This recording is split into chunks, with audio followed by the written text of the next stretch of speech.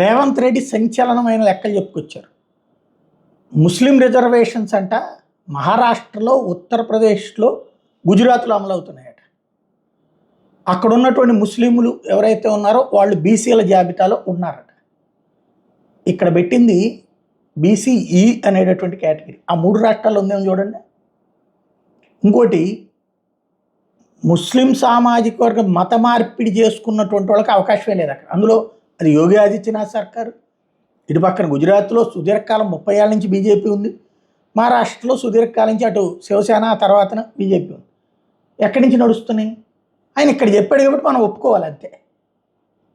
సరే, అదే నిజం అనుకుందాం. మరి కర్ణాటకలో ఏమైపోయింది, ఆంధ్రాలో ఏమైపోయిందంటే ఇక్కడ ఆల్రెడీ రాజశేఖర రెడ్డి పెట్టినటువంటి కారణంగానే కర్ణాటక, తెలంగాణ, అదే తెలంగాణ ఆంధ్రప్రదేశ్లో రాజశేఖర రెడ్డి కారణంగా వచ్చింది, కర్ణాటకలో కాంగ్రెస్ కారణంగా వచ్చింది. అవి ఎత్తట్లేదు, ఇక్కడ ఉన్నాయని చెప్తున్నారు. అదొక ఎత్తు. రెండవది, ఇప్పటిదాకా ఫోన్ ట్యాపింగ్ జరిగింది, తనది కూడా ఫోన్ ట్యాపింగ్ చేశారన్న దగ్గర నుంచి ఇప్పుడు చిట్ చాట్లో నా ఫోన్ ట్యాప్ చేసినట్టు లేరు, అందుకని నన్ను పిలవలేదు విచారణకి. ఇది ఆయన కొత్త వ్యాఖ్యలు.